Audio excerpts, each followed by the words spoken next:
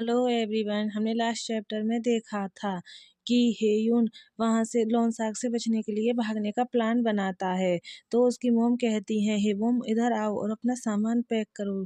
तो यह सुनकर हेवोम अपने फोन की तरफ देखने लगता है और वह कांगू के नंबर को देखता है। उसके बाद हेवोम वहां खड़े हुए फोन को देखते हुए कहता है, मेरा फोन, मुझे सीओ कांगू को कॉल करना है। होम यह सब सोच ही रहा होता है कि तभी वहां पर हेयुन आता है और कहता है, हे। यह सुनकर हेवोम एक साथ फ्लिंच हो जाता है। तो हेयुन आकर गुस्से में चिल्लाते हुए कहता है, तुम अभी तक यहाँ क्यों खड़े हो? क्या तुम अपना सामान पैक नहीं कर रहे हो? तभी हेयुन की नजर हेवोम के फोन पर जाती है और वह उसके हाथ से फोन को छीनते हुए कहता है, तुम किसको कॉल करने की कोशिश कर रहे हो? हेयुन हेवोम के हाथ से फोन छीन लेता है। तो हेवोम अपने फोन को वापस छीनते हुए गुस्से में कहता है, यह मुझे दे दो, मुझे फोन करना है। तो हेयुन भी चिल्लाते हुए कहता है, फिर यह कौन है? तुम अपनी गर्लफ्रेंड को सब कुछ बताने की सीरियसली प्लान बना रहे हो, राइट? हेयुन की बातों को सुनकर हेवोम गुस्से में अपने दांतों को पीसता है और घूरते हुए कहता है, यह मेरी गर्लफ्रेंड नहीं है। फिर अपने फोन को वापस छीनते हुए कहता है,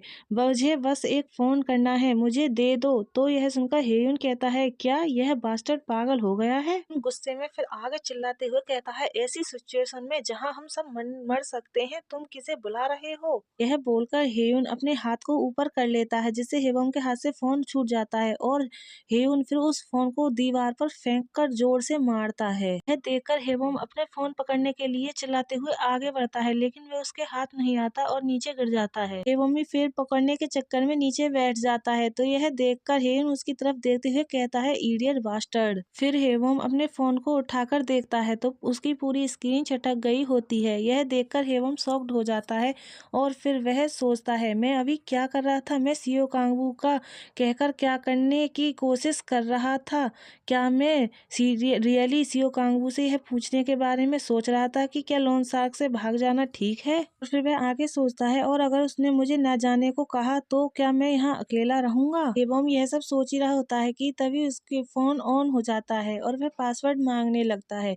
यह देखकर हेवोम एक लंबी गहरी सांस लेता है और फिर वह आगे सोचने लगता है, लेकिन अगर मैं सीओ कांगू से बात करूं तो वह मेरी हेल्प करेगा। फिर वह आगे सोचता है, लेकिन अगर मैं बिना कुछ कहे कहीं चला जाऊंगा तो क्या वह नाराज हो जाएगा? यह सब सोचकर हेवोम अपने सर पर फोन रख लेता है और फिर एक लंबी गहरी सांस छोड़ता है और फिर वह आगे सोचता है, मैं उसे फोन करना चाहता हूँ, मैं उसकी आवाज सुनना चाहता हूँ। यह बहुत अच्छा होगा यदि वह मुझे फोन करने के लिए प्रशंसा करे। फिर हेवोम आगे सोचता है, अगर वह मुझे ना जाने को कहे तो मैं और मोम और भाई को भेज दूंगा और कांगू के पास रहूं। यह सब सोचकर हेवोम एक साथ शॉक्ड हो जाता है और उसके रोंगटे खड़े हो जाते हैं। वह आगे सोचता है, तुम पूरी तरह से अपना दिमाग खो चुके हो। वो हेवोम, तुम कितने उलझन में हो। हेवोम बैठा बैठा यह सब सोच रहा होता है। हेवोम को इस तरह से बैठा हुआ देखकर हेवोम गुस्से में कहता है, तुम इतने पैथेटिक मत बनो, उठो। क्या तुम यहाँ अकेला मरना चाहते हो? यह सुनकर हेवोम ऊपर की तरफ देखता है और फिर आगे सोचता है, अगर मैं अपने टूटे हुए स्वयं को वापस नॉर्मल करना चाहता हूँ तो यह मेरा मौका हो सकता है। यह सोचने के बाद हेवोम अपने फोन को वापस जमीन पर छोड़ देता है और कहता है, मुझे भागना है लोन सार्क से और सीओ कांगवू से। यह सोचकर हेवोम खड़ा हो जाता है तो उसकी मॉम यह देख रही होती है। तो मॉम कहती है, क्या तुम्हारा फोन ठीक है? क्या तुम्हें इसे ले जाने की जरूरत नहीं है? तो यह सुनकर हेवोम पीछे टर्न होकर अपनी मॉम की तरफ देखता है और वह उनसे झूठ बोल देता है और कहता है, यह टूट गया है। और फिर वह सोचता है, और हर उस चीज से जो मुझे बर्बाद कर सकती है। फिर सीन शिफ्ट होता है और हमें हेवोम के बाहर के घर का सीन दिखाया जाता है। वह तीनों अपना सामान पैक कर कर जाने के लिए तैयार होते हैं और वह घर से बाहर निकल हेयुन चारों तरफ झांकते हुए कहता है, मैं बाड़ फांद कर पड़ोसी के घर से चुपके से निकल जाऊंगा। फिर हम देखते हैं वह सब दीवार फांद फांद कर जाने लगते हैं और वह घर से बाहर आ जाते हैं। तो हेवोम बाहर की तरफ झांकते हुए कहता है, मैंने टैक्सी बुला ली है, वह जल्द ही आ जाएगी। फिर हेवोम की नजर अपनी मोम पर जाती है जो बहुत डरी हुई लग रही होती हैं। हेवोम की मोम के हाथ कांप रहे होते हैं तो हेवोम उनके हाथ की तरफ देखने लगता है। यह देखकर हेवोम अपनी मोम के हाथ को पकड़ता है और कहता है, चिंता मत करो मोम। वह स्माइल करते हुए कहता है, अब हमें टैक्सी में बैठना है, राइट? यह देखकर उसकी मोम भी हेवोम की तरफ स्माइल करते हुए कहती है, राइट। वहाँ पर एक टैक्सी आकर रुकती है और हेयुन चिल्लाते हुए कहता है, हे, मैं टैक्सी को आते हुए सुन सकता हूँ, जल्दी करो। यह सुनकर हेवोम अपनी मोम की तरफ देखकर हंसते हुए कहता है, चलो चलें मोम। वह दोनों जल्दी से सीढ़ियों से नीचे उतरने लगते हैं तो मोम चिल्लाते हुए कहती है, हेयुन हमारा वेट करो। फिर वह कार खुलती है और उसमें से एक पर्सन को निकलते हुए दिखाया जाता है और वह कोई और नहीं लॉन शार्क होता है। वह अपना हाथ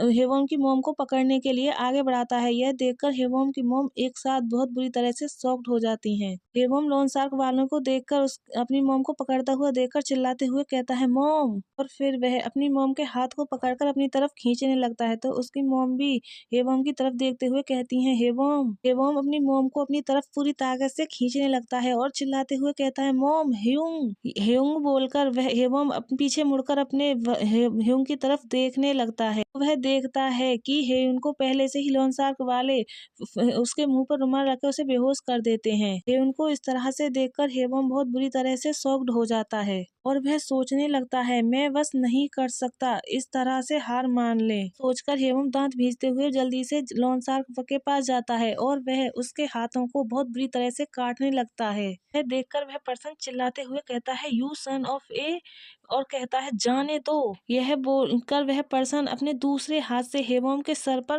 पंच करने लगता है। करते हुए वह पर्सन कहता है, तुम नहीं चाहते। हेवम उस पर्सन के हाथ को इतनी बुरी तरह से बाइट करता है कि उसके हाथ से ब्लड निकलने लगता है। पेन की वजह से वह पर्सन उसकी मोम का हाथ छोड़ देता है तो उसकी मोम वहां से जाने लगती है। हेवम चिल्लाते हुए कहता है, भागो मोम, जल्दी करो। हेवम जोर से चिल्लाते हुए कहता है, जल्दी करो। तभी एक पर्सन आकर हैंकी लेकर हेवम के मुंह की तरफ रखता है और वह उसके मुंह को उस हैंकी से कवर कर देता है। और फिर वह पर्सन उस फर्स्ट वाले पर्सन से कहता है जिसे हेवम ने बाइट किया था, क्या तुम इस वीकली को अकेले भी नहीं संभाल सकते? तो फर्स्ट पर्सन कहता है, इस बास्टर्ड ने बहुत हार्ड बाइट किया है। एवं धीरे धीरे बेहोश होने लगता है और वह सोचता है, नहीं। फिर वह सोचता है, हेयुन को उन लोगों ने बेहोश कर कर कार में बिठा दिया होता है। फिर हेवम अपनी मोम की तरफ देखकर सोचता है, मोम। वह पर्सन हेवम की मोम को पकड़ लेते हैं। यह सब देखकर हेवम धीरे धीरे बेहोश होने लगता है। सीन शिफ्ट होता है और हमें दिखाया जाता है वह पर्सन उन तीनों को किडनैप कर कर वहां से ले जाने लगते हैं। गाइस, हमारा चैप्टर ही लास्ट होता है। आई होप आप सब लोगों को पसंद आया होगा। पसंद आया तो लाइक, सब्सक्राइब, कमेंट करें।